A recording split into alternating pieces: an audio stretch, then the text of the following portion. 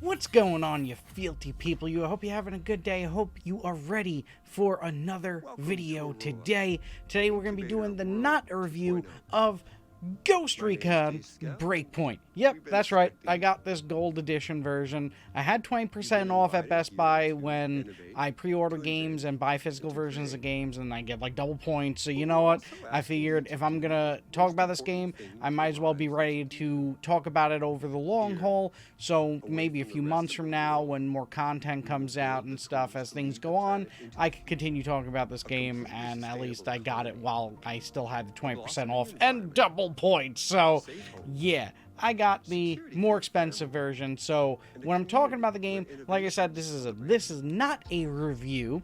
So it's not a review. It's just me, a gamer, talking with my fellow gamers, about a game that I experienced. I'm going to talk about my experiences, my thoughts. Maybe you agree, maybe you disagree, maybe you're loving the game. And if you are loving the game, if I say something against the game, that is perfectly fine. Like, if you enjoy a game, that's all that matters. At the end of a long day, just getting the chance to play something you enjoy and let the stresses of life out is all that matters. So trust me when I say anything I'm going to say, it's not to say that any game or anything is necessarily wrong. I might think some practices are wrong, but when it comes down to actual gameplay, all that matters is that you're enjoying yourself. That's really, truly all that matters, and never let anyone make you feel differently about what you enjoy if you're enjoying something. So, all that aside, we have to do the update of the weight situation really quick before we get into the not review. So, like I said, I got a scale. Isn't it pretty? Look at my monitor. You can see the notes I have written, and my window over there, and my lighting, and my chandelier up there, my other light, and my other... Oh my goodness, there's so much going on here. But yeah, so I got a scale so that I could track the weight skis, so I can give you actual numbers. And so what we're starting off at is 260 pounds. I know. It's gone a little bit out of hand. It really has. But at least we've got a starting off point. I don't know how much I lost the past few weeks that I've already started working out. So, golly, it really got a little bit out of hand. So, those of you who are keeping check on me, for those who are new to the channel, every video I just quickly mention I am on the journey of losing weight. So I'm trying to, there's people who are keeping up on me here so that I don't stop, so I keep it going. I'm still doing my walk every day, still doing the push-ups, sit-ups, squats, and then on the next day I do a little bit different with the weights and lift my weights and try and stagger that, but every day I'm doing my walk. Weirdly, though, I try and walk for an hour every day, but I don't bring my phone with me. I leave that at home. I leave the wallet at home. You never know, so I leave that stuff at home, and literally, so I go out and do my walk, and the same walk I did it in like 20 minutes faster. So I got back and it was like 40 minutes had gone by, and I was like, oh shoot. It's weird. So I guess I might, if I want to keep on doing the hour, I'm gonna have to lengthen the distance, which, hey, I'm happy about. I like seeing change. I like seeing progression. So, okay, all that aside, you're up to date now. Let me know in the comments how you're doing on your workouts. And if you're new to the channel, are you going to start the journey with us? Keep me up. Keep me in check. Make sure every video I'm mentioning it. If you would, I would really appreciate it. All right, so let's talk about Ghost Recon Breakpoint. First off, I want to mention the box is kind of cool, but what's with, a lot of games, they're doing these, steelbook versions. I've got Gears 5 over there, Borderlands 3 over there, Control over to the side over there, even Kingdom Hearts over there. They're doing these, steelbook versions, and you're really not getting much. The skins and stuff that you're supposedly getting, it's really, bland. So, it's really, I think you're just paying for the steel version. You can't reverse it. I think this side looks a little bit better than the other side, to be honest with you. But yeah, you really don't get much. I think it's really just paying for the season pass. which is okay. You know, what can you do? At least, you know, with these types of games, that's kind of what happens. So what I really like about this game, because there's going to be a lot to talk about with this one, but what I really like is the world is stunning. There was one point I got in a helicopter and just, like, flew up to see, like, the whole map of what we could see there. And that seems to be one of many islands. So, oh, also, I don't talk about later content of the game, so if I kind of sometimes might, you know, like, let's say I know something's going to happen later in the game, I might talk the opposite direction a little bit to kind of throw people off, because I don't like doing spoilers, you know.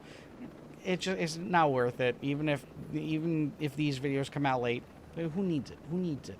But the world is stunning. Even just driving around, walking around, doing your little free roam and running into interesting areas to explore, this game really hits the mark on that. And there is a lot of places to kind of look around, do things, and find little hidden chests and stuff, which is really unbelievable. They really blew it out of the park with that. That was really, when I started playing it, I was like, wow. I was very blown away by that, you know. And the fact that you can just travel around, do your own thing, you know, find little side quests, find different areas. It is a lot of fun. But is it really very different than, like, Assassin's Creed or, like, many of the other games that have come out of this type? Not really, but, you know, if you like the Tom Clancy style games, I do think that this would be kind of like that aspect of this game. I think would be a lot of fun for people. I really do. And it's pretty interesting how many things you can travel around in. Like, I mean, I just found a helicopter, like, very early in the game, mind you, and was able to, I could just fly. You know, I could just do as I please, and that was really neat. And getting a chance to see the whole world and map and everything, pretty cool. Definitely can't complain. And on top of that, while you travel around, there might be an enemy helicopter that flies over. There might be a patrol in an area. So it's like, it does feel like it is a living world, and there is, you know, a lot to that, and it really adds to experience of what you're kind of going to be doing for, like, the continuous amount of time of playing the game. But then that's pretty much all I can talk about as per what I like in the game, to be honest with you. The story is okay. I mean, it's like something that unfolds over time, but a very long over time that you're doing. And it seems like they kind of just bashed in a ton of questing just so that it makes the game feel like it's longer when it's really not. But the story is very okay, and it really kind of gets ruined by the fact that in the majority of the cutscenes that I experienced, there were these, like, weird animations that would happen. Sometimes just sound would cut out completely. That one really sucked. Like, especially the weird animations. It was happening a lot, where just all of a sudden, like, maybe a box would start acting weird in a scene, or, you know, there would be pop-in on characters of, like, loading textures and stuff. Just, you know, you think for, like, the main cutscenes, those would be, like, polished, but you can really tell, like, the work was put into the map and not the cutscenes as much, you know, because even the animations on the face, yes, are they better than the Mass Effect Andromeda? Yeah, they're better than that. Are they amazing? I would say they're more akin to, like, maybe like a Grand Theft Auto, you know, facial cutscene than anything else, to be honest with you. Even like the movements and stuff. So it's like you're really not getting like the most top notch of cutscenes here, and it really does kind of take away from the story for me. So that was like, that was more of a down point and downside than it was an upside. Like the main kind of baddie in the game is an actor I really think is pretty cool, and I've liked a lot of his work. So like that was neat to see, but that only goes so far for me. It really only goes so far. And then on top of that, uh, once you get past that and you start experiencing the game and you're starting to utilize things in the game, the next main downside for me is the menus. Like, every time I go to the menus, it's just so slow to scroll from like one end of the menus to the other, so that if you are like taking a break to stop, it's just like it's time that adds up. It just is not needed. Like it's a very wonky experience, and there's just so much that, to the point that where it's like they put so much into the game, and I'll talk as to why I think it's there, but so much of it I do not think needs to be there at all. Like the whole gear system, the whole weapon system and everything. Like I know that like it was kind of in the Division as well, but like it just doesn't need to be there for what this is. If they would take out, I'd say like 20% of all this side stuff and information tracking, and for your investigations and all these like pamphlets and stuff you could read and everything, it would be a way better experience. It's just not needed at all. It's just an excuse to just add more and more in the majority of these menus, such as like, I can understand guns, I could kind of understand gear, but then like blueprints to build them, like go find the blueprint, go do X, Y, and Z to find that blueprint, then you gotta go bring to this person, but then you have to have the supplies to be able to build it, and you gotta do this. It's just, it's so much added in. It doesn't need to be there, and just scrolling through the darn menus is just bad. Just really bad. And then aside from the main storyline, the main, quest videos, you get into these side quest givers, and like their animations are terrible. They're not looking at your character, they're looking off into the distance, and then out of nowhere, just their face stops moving. It's just like their face just gives up. Just gives up on life, and it's just like, well, I'm not doing anymore. I'm done for the day. Clock me out. It's just really bad, really bad. Then to get on into multiplayer, the multiplayer is kind of fun. I mean, I'm still more of a Call of Duty fan of like first-person shooter types of gameplays, like crisp movement, fast movement, fast switching for weaponry, just a more streamlined experience. And even in Modern Warfare, which is the new game coming out, and that's more of a throwback to the past styles of like camping modes and more tactical movement, this game is uber tactical, which is fun, but then you're dealing with a system where the weapons you're using are what you have from single player, and I'll talk about why that's bad later. Everything you're kind of doing is kind of fettered to the single player and the multiplayer.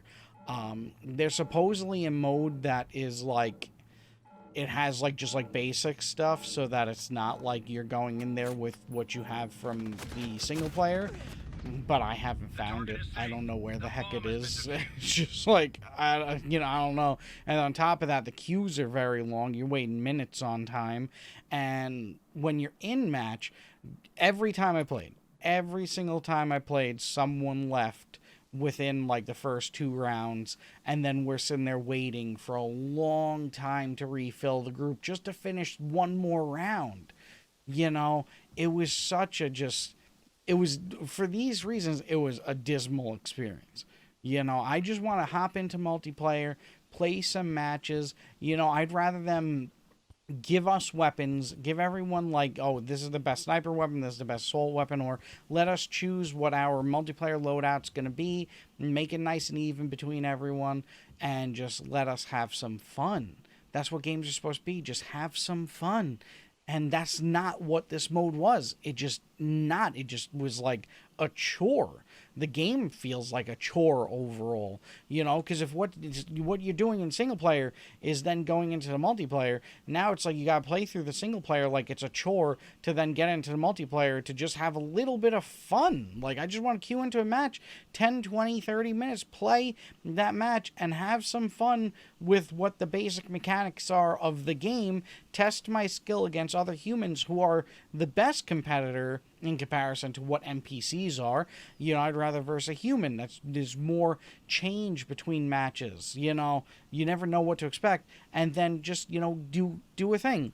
And then past that bad experience, there is the store. And the store is, I mean, I think it's been talked about enough in gaming. My fealty is pledged to gaming, and honestly, I think if you're buying a single player game that's mainly a single player game, why do we need to have things that could let you buy blueprints for like 15 assault rifles and then get all the supplies for those weapons? And like I said, in multiplayer, the guns you have are what you have from the single player. So now you can walk in there if you want to give your extra money. Now you're walking into the multiplayer with better weaponry than what everyone else has. And that's just ludicrous when it comes down to multiplayer. And even in a single player, if your experiences, cutscenes are bad, animations are bad, the only thing really good about the game is that the world is big and, it's kind of fun to play. You can't be throwing in microtransactions at the same time. Actually, I'm going to call them macro transactions because they're the amount you get for them. You know what? A skin, you can get tattoos, you could get clothing, you could get headgear, you can get everything. You could buy automobiles, you could buy helicopters, you can buy anything you want. And it's like, why? It's a single player game. Why do you have... And that's why they make their so much. That's why they're putting in blueprints. Then you have to buy the supplies. And it's like, here's $20 to get this one set of blueprints. And then it's another $20 to get just enough supplies to make that one gun. And next thing you know, you're thousands of dollars in the hole. And for what? For what? It's just ludicrous. It doesn't need to be there, and it ruins, in my opinion, the gaming experience. I'm not here to give you $80 for a season pass and then the game, and then on top of that, you can make $200, $300 more from all the macro transactions. It's just ludicrous, and I hope it stops someday. I really do. I hope that the burnout from all of this, financial burnout and everything, hits the gaming industry like a ton of bricks. And I really do hope these big companies close down someday. I know this is just it's a big step to go, it's a big leap, but I really do. I think they are hurting the gaming industry because they're the ones who have the capability of making a game with the graphic fidelity that these things have, and they're the ones who can make these big, gigantic maps. An indie company, is very hard for them to take that risk to do something like that. I mean, if one game fails for this company, it doesn't matter. They're still making a ton of money. They can laugh at a failure. That's why they're able to keep on just gouging us, a little bit here on this game, and a little step further on this game, and a little step further on this game, because even if they don't fully hit their numbers, they're making so much money hand over fist from these games, from the whales, and just from the overall amount of money that their companies make from the massive span of games that they make, that doesn't matter to them. They could keep on boiling us slowly like the frog in the pot until the point where no games will be buy outright anymore, and it's all going to be done over pay for monthly services to unlock games and stuff. And then once you get those games, it's going to be macro transactions throughout. You're going to give you $10 a month to get the Ubisoft club, and then you could play the games extra early unless you get the $15 and you get to get extra early.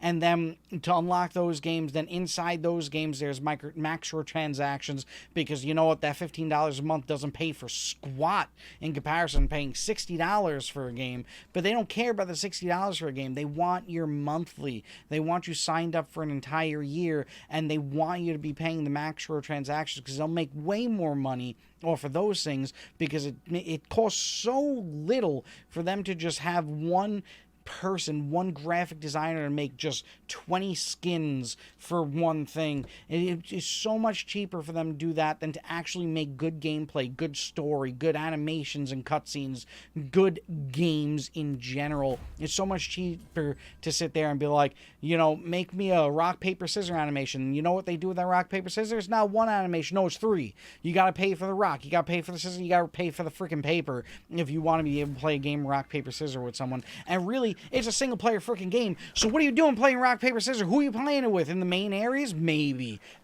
I don't know. It's just ludicrous. It's ludicrous. I look forward to a day where hopefully some of these companies are closing doors, because then the gaming industry will thrive. People will buy the IPs of these games. Companies that want to make something good will buy it out and make something good. Once the gamers step up and stop giving the money for these things, you know, that day will come. But downside is, I mean, I'm a part of the problem, and I'm going to try and do my best in the future to not buy the games I think are really just dismal like this one is.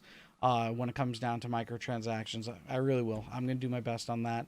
I think the only game in the near future that I think is going to be just as bad as Call of Duty, but we'll see. We'll see. I will try my best.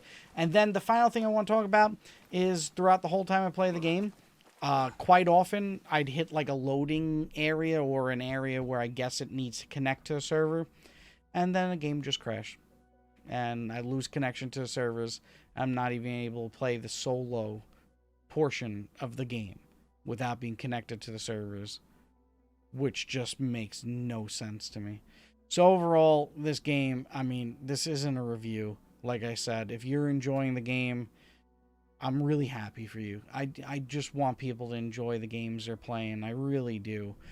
Even though I'm against microtransactions, if you're enjoying the game, any way you can to de-stress yourself. Look, if these game companies stay open, it's not destroying my life. It really isn't. It's not causing harm to me.